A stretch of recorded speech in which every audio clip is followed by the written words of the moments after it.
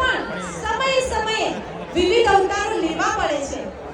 દીકરી બનીને જન્મે છે, મોટી થાય છે, કોઈના ઘરની કુળદીપિકા બને છે, બાળકોની માતા બને છે, વિવિધ પ્રોફેશનમાં આગળ વધીને જીવનકાળ દરમિયાન વિવિધ ભૂમિકાઓ નિભાવે છે.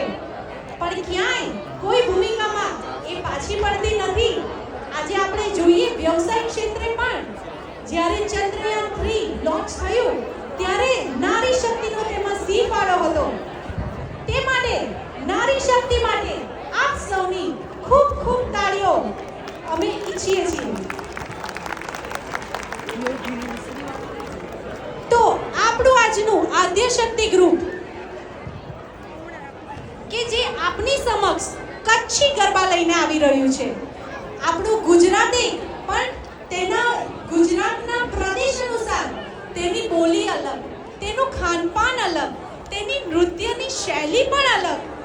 તો આવા કચ્છના પ્રદેશની એક આગવી શૈલીનું કચ્છના ગરબાનો પ્રકાર આજે આપણે માણીશું આપણી આદ્ય શક્તિ ટીમ દ્વારા.